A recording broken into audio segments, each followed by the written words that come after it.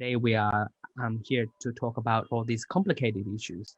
I understand a lot of people wanting to apply, obviously this year because of COVID, the new budget, I assume everyone had seen it. Many of the GSM quota have been moved to partner visas. So we're assuming that the partner visa will be processed much quicker. My session, I will talk about some of the complicated issues and misconceptions of family migration. First thing I wanted to emphasize on the definition or on the basic foundation that you are applying for the partner visa. You got to be a partner. But there are differences in the partner concept. Firstly, of course, there's going to be a married relationship. So you have to be married to each other before or at the time of visa application. So if you plan to get married, you better do that before, all right, before making the visa application. So that's one key. Timing is very important. If you wanted to go as a spouse, we're going to talk about de facto partners, but spouse getting married first. And then the key thing is that a relationship must be to the exclusion of all others.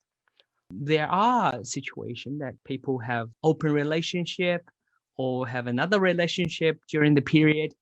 And some people may be sharing the stupid photos with different people for the different timing. And sometimes that get exposed. And case officers, trust me, they sometimes look for evidence with that. And when they detect something suspicious, they might go out and send you a natural justice. See, there are adverse information against the relationship.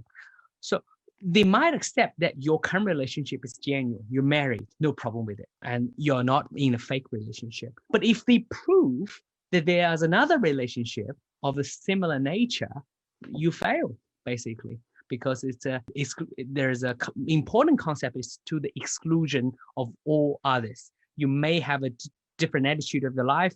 Maybe your partner would agree that you can see other ones if they're quite adventurous, but that won't satisfy the partner visa requirement. And again, another thing is, even though you're married, you still got to prove that the relationship is genuine and continuing. Why is that important? Remember, if the delegate wants to refuse you, they have to find a reason.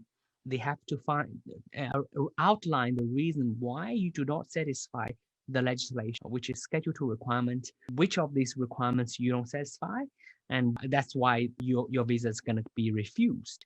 Obviously, you're married, you don't have any other relationship, but if they are not satisfied, the relationship is genuine and continuing, they can use it to refuse you. So I guess that's a very tricky bit, that how do you prove your relationship is genuine and continuing? It's important to provide as many of it as evidence as possible.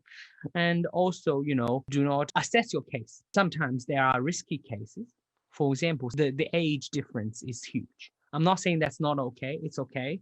If there are 20, 30 years of age difference, it will raise questions. So you have to prepare your case more carefully in the highest in a more risky category.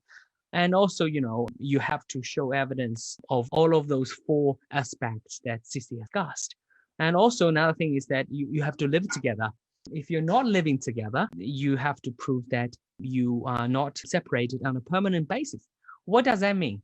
So it means that you could sponsor someone and get married and work in a different city or in a different country, as long as you prove you're not living separately on a permanent basis, frequent visit to each other, and also, a good explanation because of work commitment, etc. Those things are acceptable.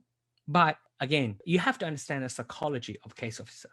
They don't see you. They don't meet you. Whatever they see, it stays on the paper. So AAT is different. They're going to see you. But unless there's an interview, whatever they decide will be based on the paper you file. So how to build a case that is convincing is important. And when you stay in different countries, if it's one of the countries is not Australia, that the case officer will see that from your movement record. And sometimes people do that afterwards. You got the 820, but remember there's another stage of 801, which is a PR stage. And sometimes people just don't stay together for numerous reasons.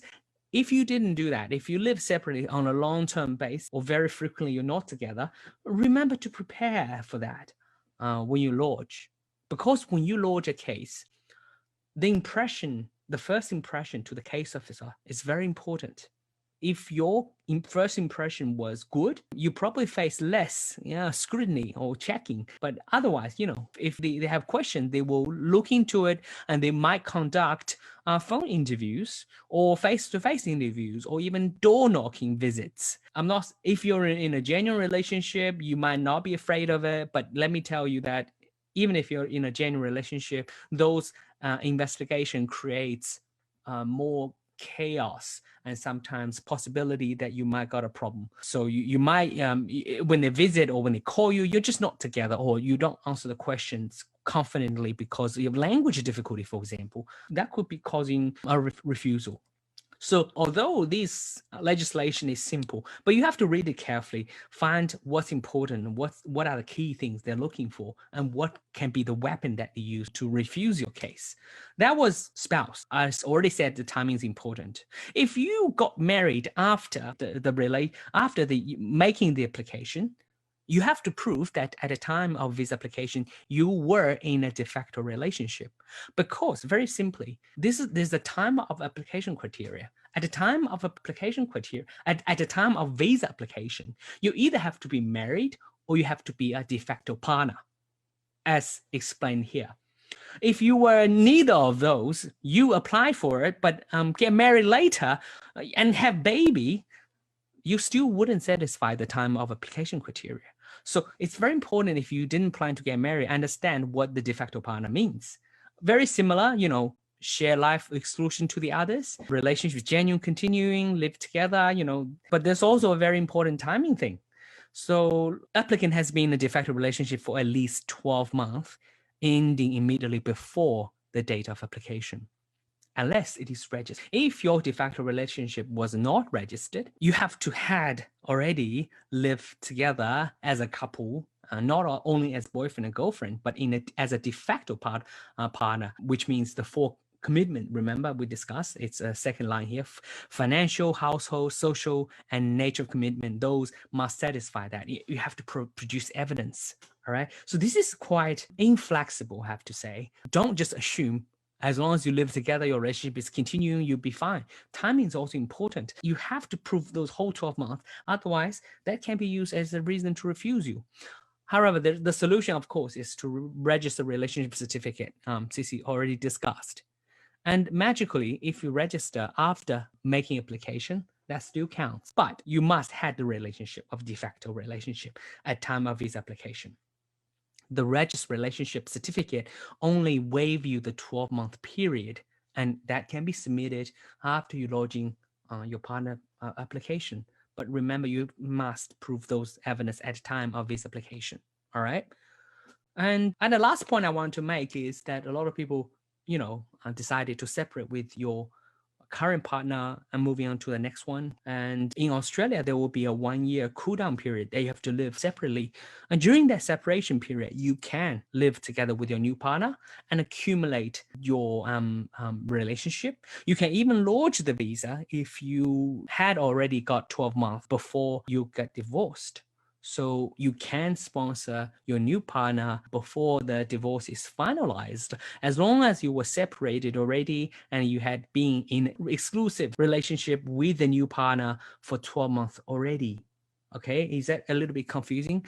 But anyway, most people are not in this sort of difficult, complicated situations. But if you are, just remember my words, be careful. But you can do it before the marriage is over. The previous marriage was officially, divorced. But of course, if the relationship was ongoing or, and you just currently living with another person, that doesn't work because that would fail the exclusion to the others requirement. So these are a few things we wanted to discuss regarding the relationship. Now, let's move on to the next one. We always prepare, you were told to prepare a love story describing your relationship. So I guess a lot of people in their statement, focus on how much you love each other. I think probably most of you in front of the Facebook live stream would assume that is loving each other is the key. Well, that has been tested at the court. So this is a case, okay? Very important case in 2016, talking about whether love is an important or component in a genuine spousal or de facto relationship. And, they interestingly quoted Frank Sinatra's song, Love and Marriage, Love and Marriage. But they confirmed that love is not a compulsory component, okay, or a determinative. There was this case was basically between an old Australian man and I think a woman from Indonesia or the Philippines, I can't remember. They were in a relationship to the exclusion to the others, but they don't have romantic love after, examining the evidence. Basically, what the sponsor said is, I sponsor her. I'm married with her because I want her to look after me. I want to find my husband to support me to living a good life in Australia. That's why we live together. Look, obviously, they didn't intend to present case that way. There had been, trap stuff and etc. The in picture was like that. And it was decided that the romantic love is not a determinative factor. And between them, although their relationship had not been with a sexual or romantic relationship, but all the other evidence, living together, social aspect, your commitment to each other, they're all satisfied, then that's fine. So look, here's the thing. I'm not telling you that you don't have to present love. Presenting love is important. It's good. It helps your case, but it's not necessary. I guess what you need to focus on is all the 4 aspects. All right. Don't spend too much effort or all your effort on love, which is sometimes very difficult to justify because so subjective, it's intangible. But what is tangible is your commitment to each other, the money you spend, the life plan, the visits you made, how your friends know you. Those are the key things. All right. But another point I wanted to make is when your case is in trouble, when you're having difficult cases. I just had a consultation on Monday that was quite an interesting case. She may be listening to this now, but what I'm trying to say is when your case having some difficulty or complication, it's important to plan your case in a good strategy. You have to focus on the key element of your case to win the visa application. If you're spending like 90% of your effort on something that is not relevant directly to your case, then you're probably losing your opportunity. All right, so I think Cici already discussed about the bridging visas, but just I wanted to emphasize it again. A lot of people holding student visa, lodged a partner visa, and didn't want to study anymore. All right, but you have to remember, if you are still a holder of your student visa, the bridging visa A or C or whatever, usually it's C, it's A. If you're talking about your having a substantive visa, it would be bridging visa A. Your bridging visa A will not come into effect. Cici and To both emphasize that. That could lead to visa cancellation, particularly student visa. But how do you resolve it? I think the easiest way to apply for another substantive visa that is shorter, okay, that is shorter, replacing your previous bridging visa, e.g. a 600 visa. Once that visa is granted, and then your student visa will no longer exist because a new substantive visa will replace the old one. And then the quicker you get on the bridging visa, the quicker you can work on full-time basis, the quicker you don't have to study if you didn't want to study. You don't want to cancel your student visa voluntarily. Of course, firstly, you can't do it while in Australia. They won't do it. If somehow your visa was canceled, for example, if you didn't study, so I don't care, that will not impact your partner visa application. Okay, that won't lead to refusal because that's not relevant because you already lodged your partner visa. But you have to apply for bridging visa E because your previous visa was cancelled. When substantive visa was cancelled, like student visa, all the associated bridging visas or any bridging visas you hold will be cancelled at the same time. So you have to apply for bridging visa E, which will not allow you to travel, to study, to work. If you want to apply for your rights to work, then you have to demonstrate that you have compelling reasons to work, which if your sponsor is rich, then you can't. So yeah, that's regarding that. And another interesting point I wanted to make, we're in deep waters. These are the things that maybe a lot of non-migration agents would know, but I wanted to touch base here. So, but be careful. When you're in a difficult situation, I've had a case that had a relationship breakdown in between. Will that necessarily impact your visa application? Well, no, because legally speaking, when you apply for partner visa, they only look at your relationship at those time points, which is visa application, time of decision of the temporary visa. You know, when you submit further information for the PR, and when they assess your PR. When during these times, your relationship must be continuing and genuine. But what if in between, no one's looking at you? There had been a breakdown of the relationship, but you got back together. What I'm trying to say is, of course, you don't want that to happen. But if that did happen, if the department actually discovered that, or there were mutual exclusive relationship issues, you could try to argue that those relationship breakdown had happened, you know, because you don't want to provide misleading information. That'll directly trigger refusal. So you might have a better choice if that happened during a particular period of time that no one looking at your case, you just admitted, yeah, it broke down, but we got back together. Now we are in a good relationship. You could get away with it. At a department level, many of the case officers are not legally trained, but at a tribunal level, you got a better chance. At the court, you know, you got a much better chance as well. But look, I'm not saying that this is what we suggest you should do. This is what you do when shit happens. You could work out some of the solutions, but what you don't want it to do is to provide misleading information, false statement.